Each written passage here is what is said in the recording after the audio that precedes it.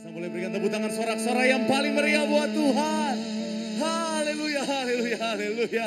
Terima kasih Tuhan, Kau Tuhan yang luar biasa dalam kehidupan setiap kami. Kami ada semua karena kebaikan Tuhan, karena anugerah Tuhan. Bahkan Tuhan sungguh sangat baik dalam kehidupan setiap kami. Sehingga kami boleh, saya itu Tuhan boleh berkumpul. Dia itu Tuhan perayaan Natal. Bonerges, kami percaya Tuhan ada di tengah-tengah setiap kami. Dan kami percaya semua yang hadir tempat ini semuanya pasti diberkati Tuhan. Dari tempat ini Tuhan hamba doa, baik itu buat semua jemaat Tuhan yang hadir maupun yang terhubung melalui live streaming. Kami doa Tuhan, yang sakit Tuhan sembuhkan, yang terikat Tuhan berikan kelepasan. Bahkan ada kemenangan yang Tuhan nyatakan dalam kehidupan setiap kami. Tuhan begitu sangat baik dalam kehidupan setiap kami. Dan yaitu Tuhan, kami tiba untuk masuk di dalam kebenaran firman-Mu. Kami doa Kau Tuhan yang menjamah hati setiap kami. Ubahkan kami bagaikan tanah yang subur. Agar ketika benih firman Tuhan ditabur, benih firman boleh bertumbuh, berakar dan berbuah. Kami yang terima firman Tuhan, bukan cuma duduk diam menjadi pendengar, tapi kami boleh bangkit jadi pelaku-pelaku firman Tuhan. Kami doa hamba-Mu yang Kau percayakan untuk menyampaikan firman. Kami doa Tuhan, urapan-Mu mengalir. Sucikan, layakkan, tutup bungkus di balik kaki salib-Mu. Tuhan, jika ada dosa mohon ampun, kelemahan tubuh Kau yang berikan kekuatan. Hamba-Mu ini terbatas, gak bisa apa-apa tanpa Tuhan. Tapi kami percaya di dalam pengurapan Tuhan, di dalam tangan Tuhan. Tuhan sanggup bahkan jadi luar biasa untuk boleh jadi saluran berkat bagi setiap jemaat-Mu. Sehingga benar-benar Tuhan sekali lagi semua yang hadir, semua yang menyaksikan, semuanya pasti diberkati Tuhan. Terima kasih Tuhan, kami menyerahkan ibadah kami hanya dalam nama Yesus. Mari yang siap diberkati dengan sukacita, dengan iman, dengan ucapan syukur sama-sama kita mau katakan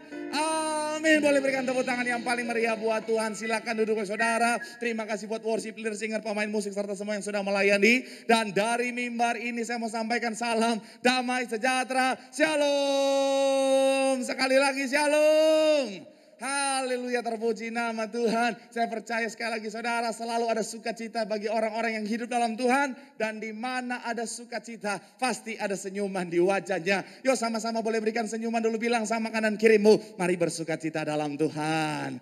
Haleluya, haleluya. Yuk jumpai senyum yang paling manis. Iya, apalagi yang berharap-harap Natal tahun ini udah gak jomblo lagi, senyum yang manis-manis. Iya, kali aja itu jodohmu Pak Pendeta, tetapi ini udah opa-opa. Ya kita gak tahu, kali aja itu jodohmu beneran. Haleluya. Haleluya. Dan senang bisa jumpa saudara. Waduh, luar biasa semangatnya cari Tuhan. Saya tadi jujur saudara memang agak deg-degan ngelihat cuaca hujan tadi saudara.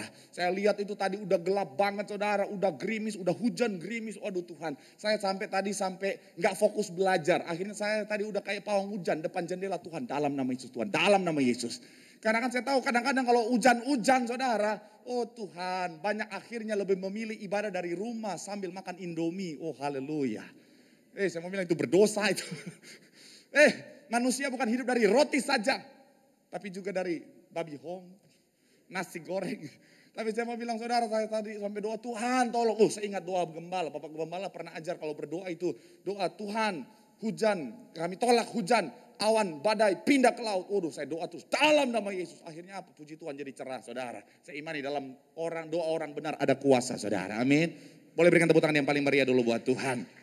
Amin. Nah itu kenapa saudara, puji Tuhan sampai hari ini boleh cerah saudara. Walaupun tadi ada gerimis sedikit, kering lagi, gerimis lagi. Tetapi saudara dan saya begitu semangat cari Tuhan, luar biasa cari Tuhan. Saya mau bilang saudara luar biasa. Dan kalau kita semangat cari Tuhan, kita pasti diberkati Tuhan.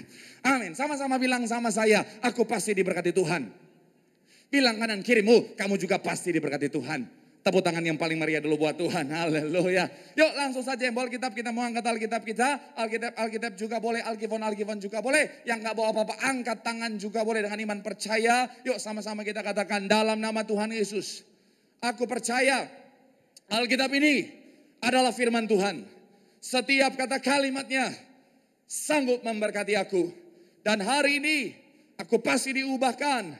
Aku pasti dipulihkan. Dalam nama Tuhan ini sama-sama kita katakan amin. Haleluya, terpuji nama Tuhan. Pembacaan kita saudara dari Lukas pasal yang kedua ayat 8 sampai 20. Lukas pasal yang kedua ayat 8 sampai 20. Ada jemaat yang kemarin hadir di Puri datang lagi hari ini, dia bilang Pak Pendeta saya hadir hari ini. Waduh berkatmu double hari ini. Haleluya.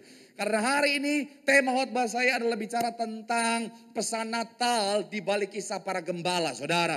Pesan Natal di balik kisah para gembala. Karena saya renungkan sekali lagi, saudara, memang ini merupakan pesan yang begitu indah. Ada pesan yang indah yang terkandung di dalam kisah ini, saudara. Itu kenapa saya tergerak untuk kembali membawakan ini di tempat ini, saudara. Karena saya rindu kalau jemaat Puri diberkati, jemaat yang ada di Kelapa Gading juga diberkati luar biasa. Amin.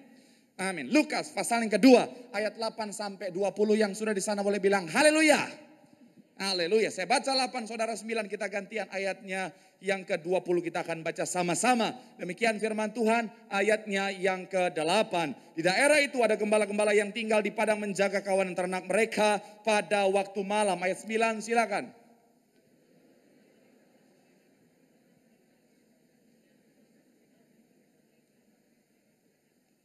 Ayat yang ke-10 dikatakan apa di sana? Lalu kata malaikat itu kepada mereka, jangan takut sebab sesungguhnya aku memberitakan kepadamu kesukaan besar untuk seluruh bangsa. Berikutnya.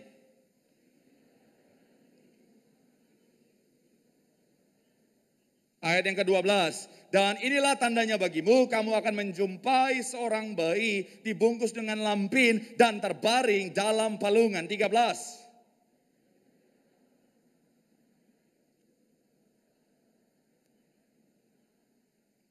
Kemuliaan bagi Allah di tempat yang maha tinggi dan damai sejahtera di bumi di antara manusia yang berkenan kepadanya. 15.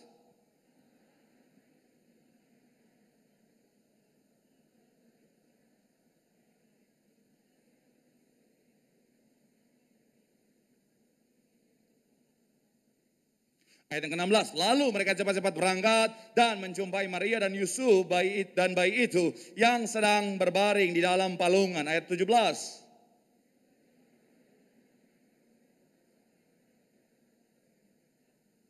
Ayat yang ke-18, dan semua orang yang mendengarnya heran tentang apa yang dikatakan gembala-gembala itu kepada mereka. 19.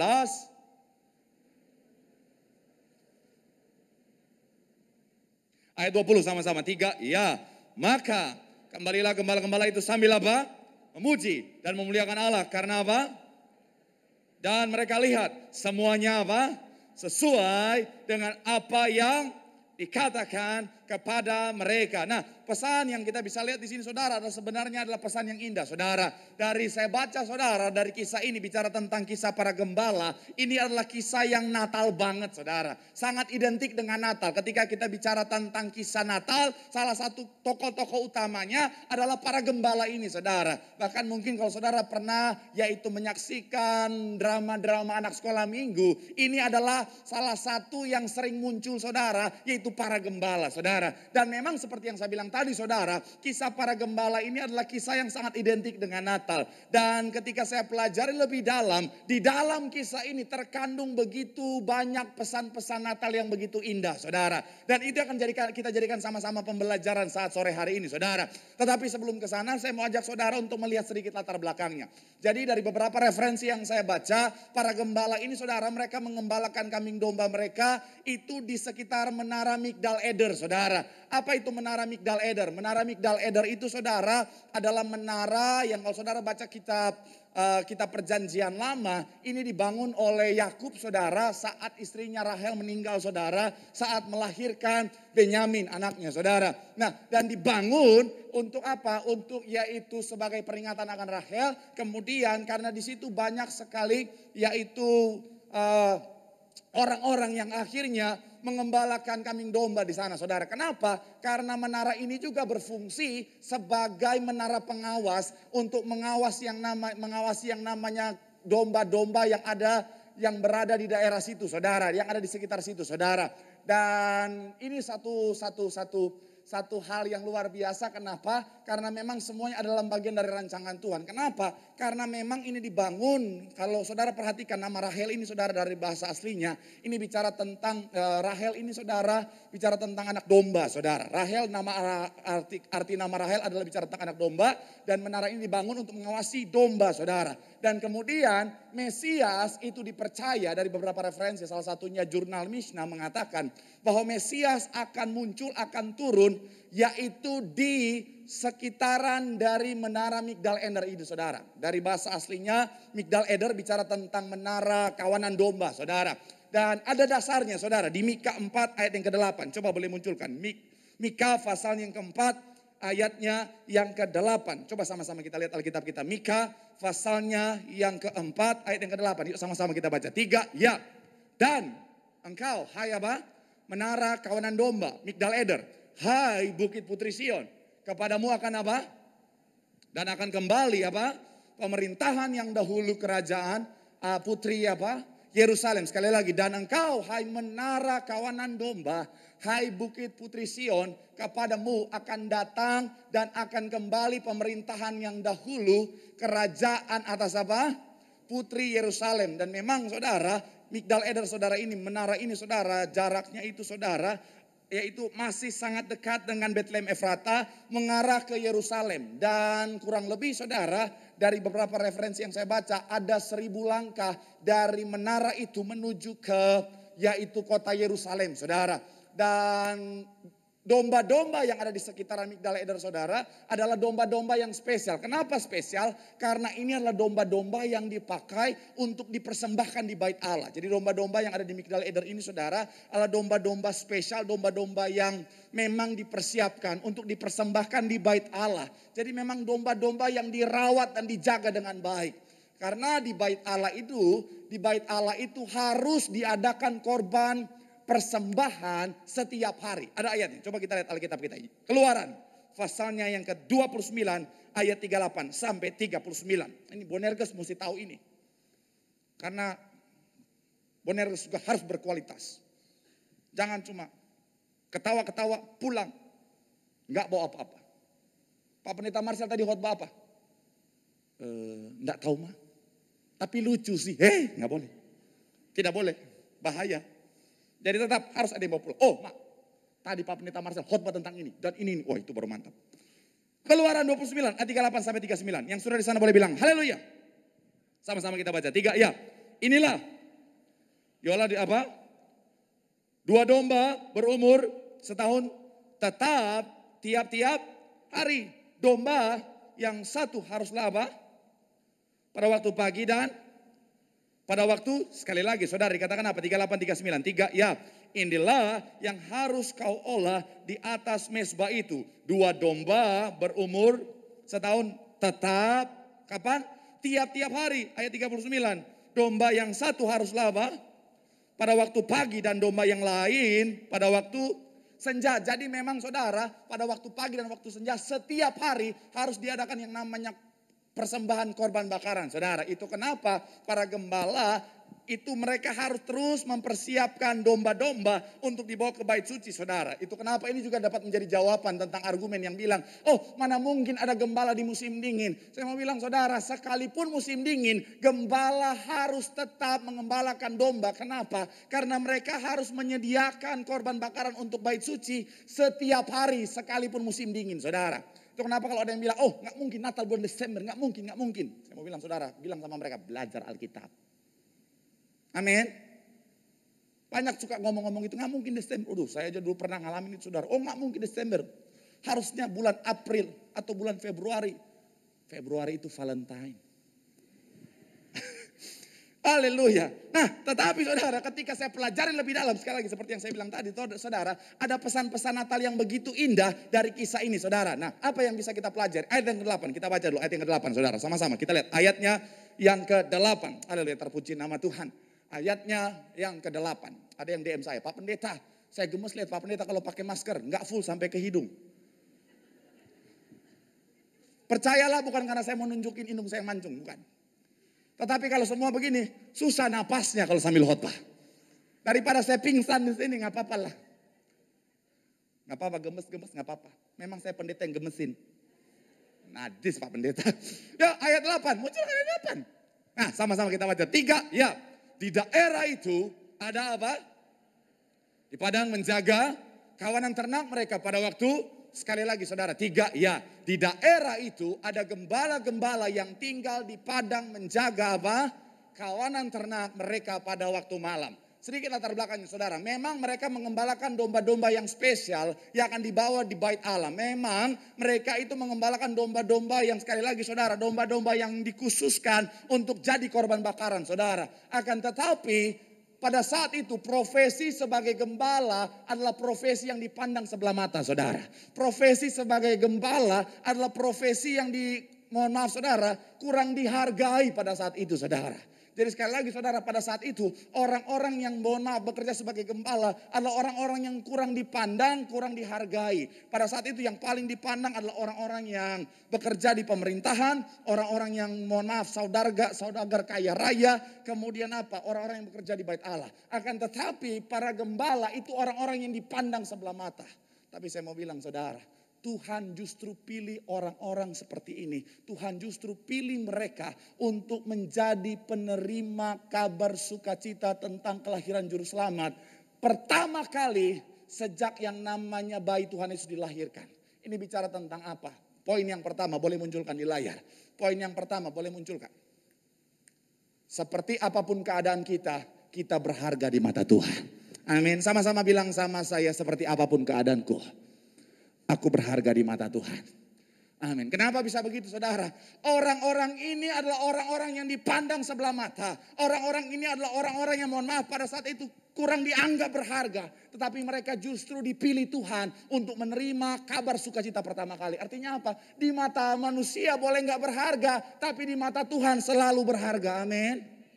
Itu kenapa saya mau bilang saudara, hari-hari ini tanamkan dalam hati dan pikiranmu. Pesan Natal hari ini saudara yang pertama. Saudara dan saya seperti apapun orang memandang kita, kita berharga di mata Tuhan. Amin. Orang boleh merendahkan kita.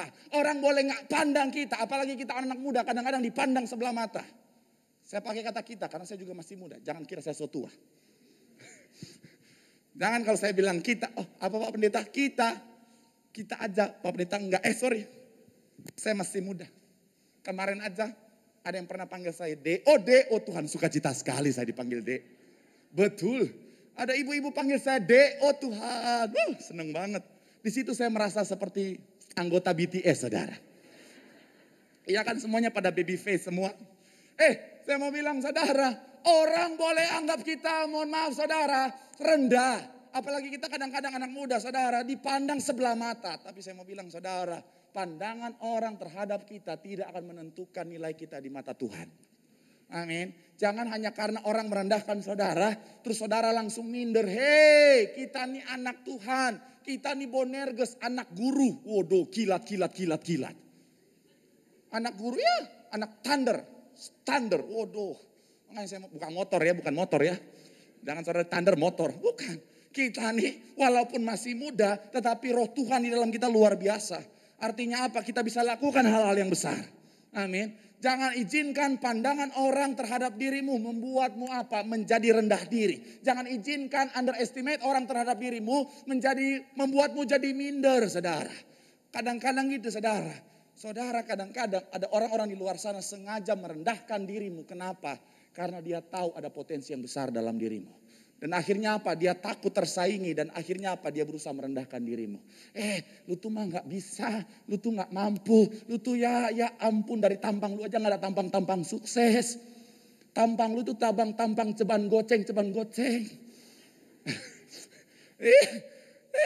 Saya mau bilang saudara, no, di mata Tuhan kita berharga. Amin. Sama-sama bilang sama saya, aku berharga. Bilang sama kanan kiri, makanya jangan minder. Amin. Bilang sama yang ngomong, tapi tampang lu kayak minder banget sih. Yalah. Saya mau bilang saudara, orang kadang-kadang suka ngerendahin. Tapi saya mau bilang, kita nih anak Tuhan. Apalagi generasi yang diurapi. Kemanapun kita melangkah ada Tuhan yang luar biasa. Di mata Tuhan kita berharga. Amin. Pak Pendeta kalau ngomong gampang, Pak Pendeta masalahnya Pak Pendeta yang rendahin saya ini. Pak Pendeta teman saya sendiri Pak Pendeta. Dia bilang Pak Pendeta saya gak bisa apa-apa Pak Pendeta. Pak Pendeta yang gak tahu sih, yang ngomong ini Pak Pendeta saudara saya sendiri Pak Pendeta. Dia bilang saya udah gak bernilai lagi, gak berharga. Pak Pendeta gak tahu sih, yang ngomong ini keluarga orang tua saya sendiri Pak Pendeta. Saya mau bilang saudara, siapapun yang ngomong tidak akan mempengaruhi nilaimu di mata Tuhan. Amin. Apalagi makanya saya suka gemes ya. Kalau ada anak muda gara-gara putus cinta terus merasa gak berharga. Paling banyak sih wanita, laki-laki sih jarang. Kalau laki-laki biasa lebih kuat kalau menghadapi masalah begini. Tapi setelah 1 bulan nangis-nangis juga. Kuatnya di awal doang. Kebalik, kalau wanita tuh kuatnya di ending. Kalau laki-laki kuatnya di awal. 1 bulan kesepian juga itu hatinya pasti. Tapi saya mau bilang, saudara, banyak anak bilang, Pak Pendeta, aku gak berharga lagi, aku diputusin sama orang yang aku cintai. Dia selingkuh, Pak Pendeta. Cuek aja. Kok gak ada yang amin? Apa, masih gak rela? Cuek aja. Ada lagunya, happy aja lah. Bernyanyi shalalalala. Masa cuma saya doang yang tahu, ha? Apa cuma saya yang main TikTok di sini, ha? Apa semuanya nggak cuma tahu lagunya? Ha.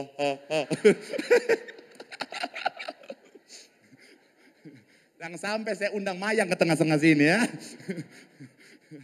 Saya mau bilang, tapi lama-lama saya sering dengar jadi takut loh. Oh Tuhan. Saya sampai lihat di TikTok ada anak kecil dikasih dengar lagu itu. Lari, mama.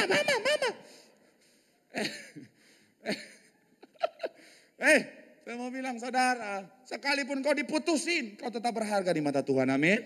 Lagian kalau kau diputusin apalagi gara-gara selingkuh dianya, ya ampun, dia yang rugi. Kau kehilangan pengkhianat, dia kehilangan orang yang tulus. Tepuk tangan dulu. Ayo, mana suara-suara yang sudah diputusin? Mana? Pak Pendeta kalau ngomong gampang, Pak Pendeta nggak ngalamin apa yang saya ngalamin, nggak usah jauh-jauh. Saya pernah awal mula jadi pembicara, dibilang apa? Apa itu si Marcel? Mana bisa dia khotbah? Anak kemarin sore. Oh Tuhan. Saya sampai telepon mama saya, Ma, emang Marcel lahir sore-sore? Enggak. Mami saya enggak, dikirimin tuh akte lahirnya apa? Subuh-subuh. Saya mau bilang buat yang ngomongin saya anak sore, gue anak subuh, bro.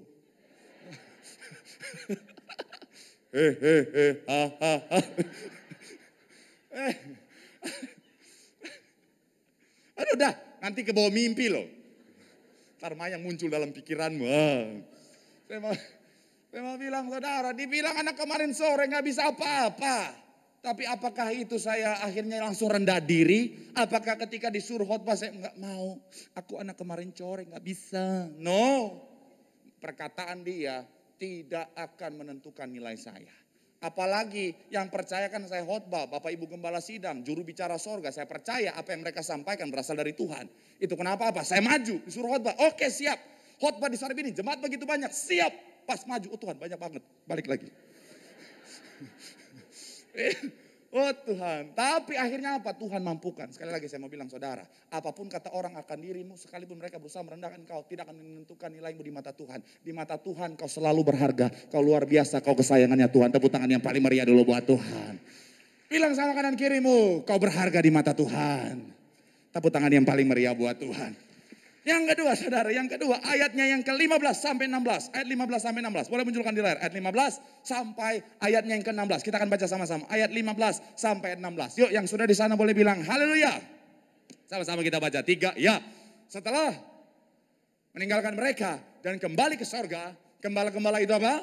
Berkata kepada seorang yang lain, marilah. Untuk apa?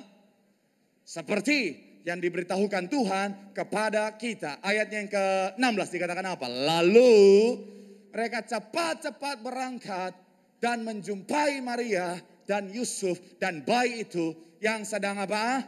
Perhatikan ayat 16 sama-sama kita baca. 3, ya. Lalu mereka apa? Cepat-cepat berangkat dan yang sedang berbaring di dalam palungan. Poin yang kedua, boleh munculkan poin yang kedua, saudara. Poin yang kedua saya mencatat di sini, saudara. Tuhan memilih orang-orang yang meresponi panggilannya. Sama-sama bilang sama saya. Tuhan memilih orang-orang yang meresponi panggilannya. Amin. Saudara perhatikan, ada banyak orang yang menerima panggilan tentang kelahiran Tuhan Yesus pada saat itu, saudara. Jadi berita tentang kelahiran Mesias ini bicara tentang panggilan Tuhan, saudara. Dan ada banyak orang yang menerima, siapa saja. Herodes menerima, tetapi apa responnya? Dia marah-marah. Saudara perhatikan yang berikutnya, para ahli Taurat dan orang-orang Farisi, saudara, mereka juga tahu tentang akan kelahirannya Mesias, saudara.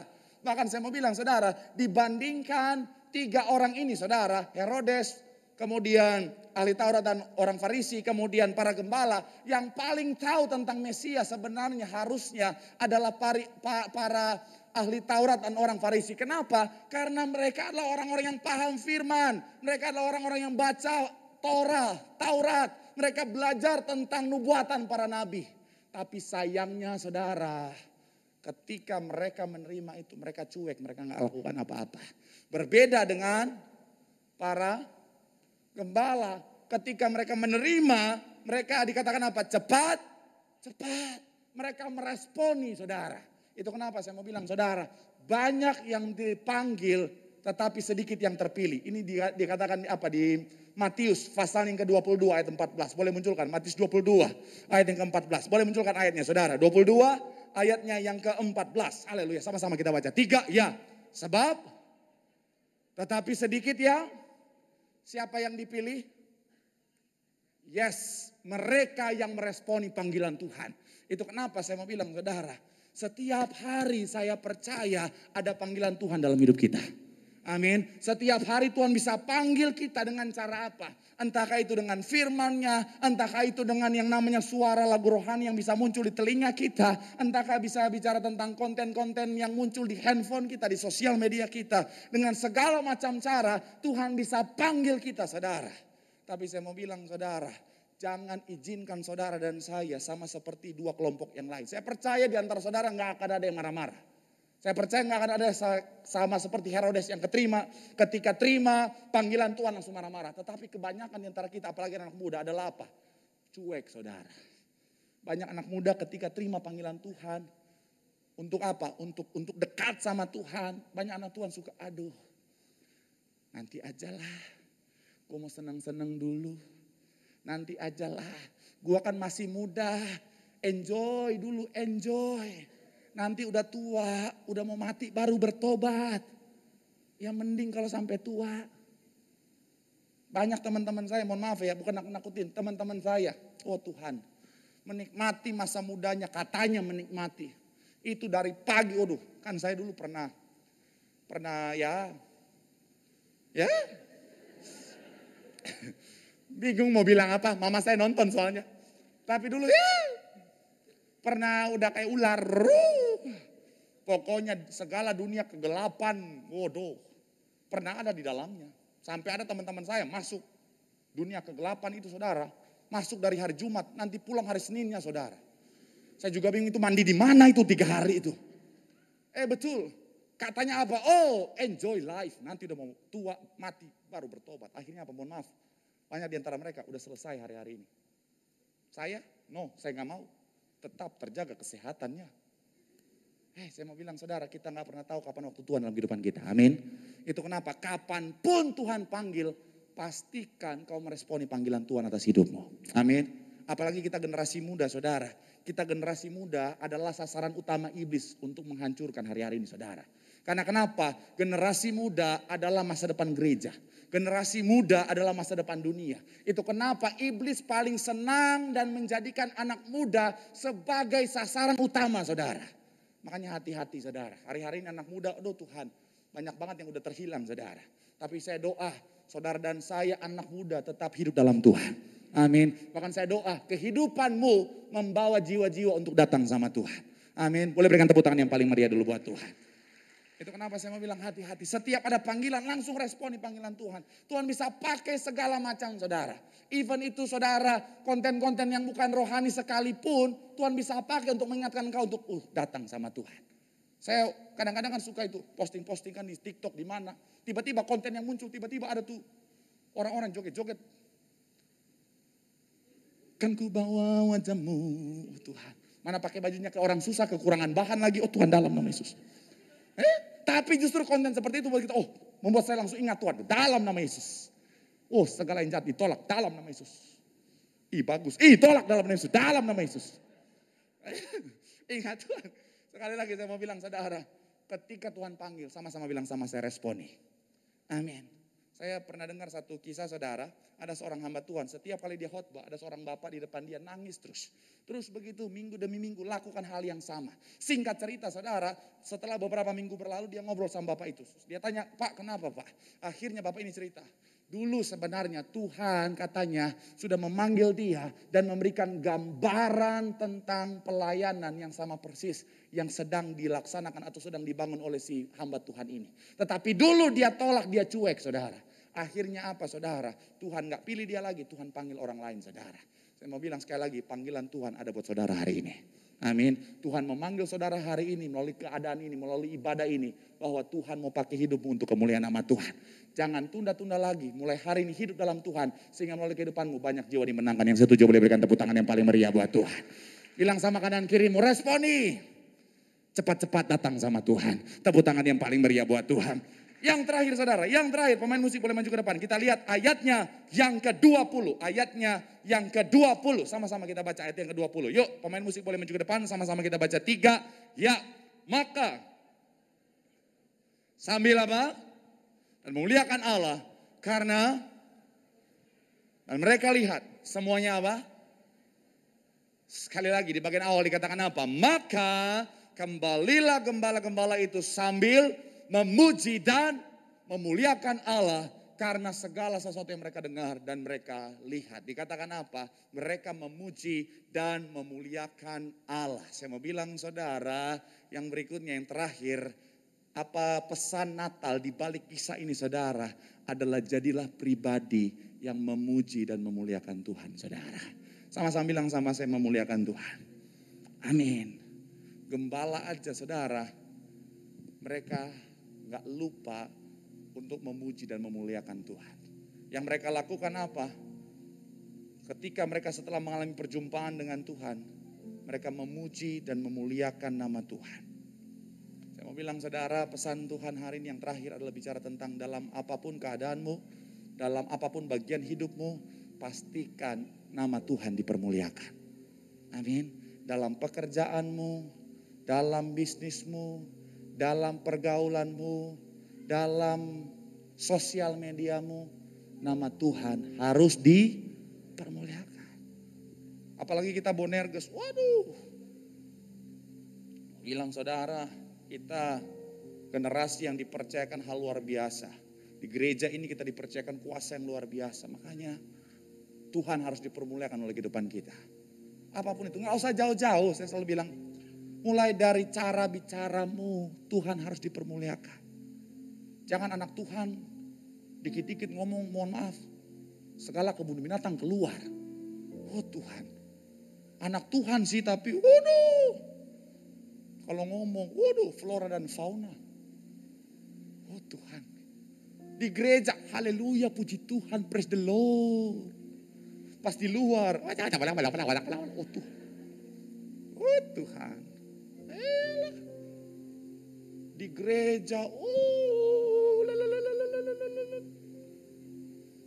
di luar, tawuran,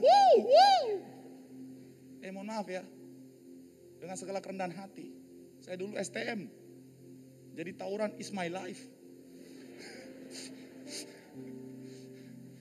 Tapi percayalah gak ada gunanya, sia-sia, orang tua susah payah, sekolahin, terus kau cuma mohon maaf habiskan dengan tawuran. Mau jadi apa? Mau jadi Dilan, cuman ada di film.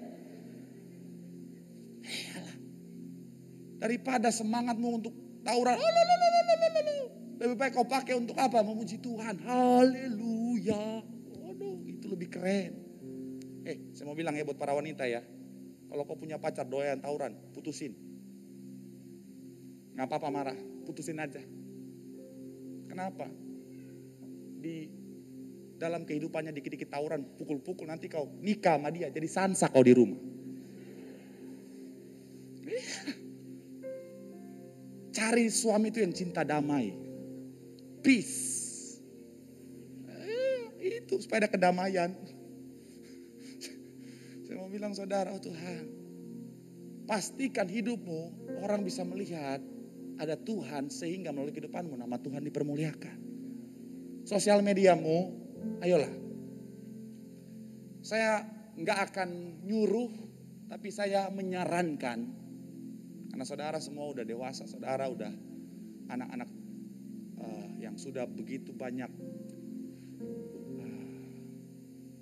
mengalami percepatan soal kecerdasan karena teknologi makin hari makin maju.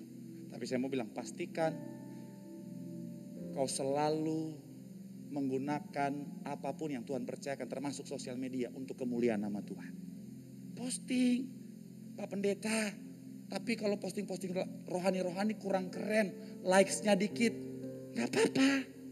Yang penting jadi berkat. Kalau pengen menjangkau lebih banyak, kreatif. Saya bukan bilang diri saya kreatif ya, tapi tadi saya bikin konten posting Red Light Challenge. Ya itu tahu kan Red Light Challenge yang? Iya. Yang aslinya sebenarnya itu kita kayak gini berubah gelap, backlight, otot-otot kemana-mana. Tapi saya ketika begini muncul Tuhan Yesus. Yang belum tahu, ayo silakan di like. Supaya apa? Mereka bisa melihat Tuhan ketika lihat konten itu, saudara. Cuma saya gemes, ada yang komen gini, Pak Pendeta, kok nggak buka baju? Kamu pikir aku laki-laki apaan? Enak aja. Saya mau bilang, saudara, pastikan konten-kontenmu orang bisa melihat Tuhan di sana. Amin. Karena supaya apa, sekali lagi, hidup kita dipanggil untuk memuliakan nama Tuhan. Kalau melalui kehidupanmu, nama Tuhan dipermuliakan, orang jadi tertarik datang sama Tuhan. Melalui kehidupanmu, banyak jiwa dimenangkan. Yang setuju boleh berikan tepuk tangan yang paling meriah buat Tuhan. Bilang sama kanan kirimu, jadilah pribadi yang memuliakan Tuhan. Tepuk tangan yang paling meriah buat Tuhan. Sama-sama teduhkan hati kita di hadapan Tuhan. Kita mau mengucap syukur buat kebaikan Tuhan yang Tuhan nyatakan dalam kehidupan setiap kita.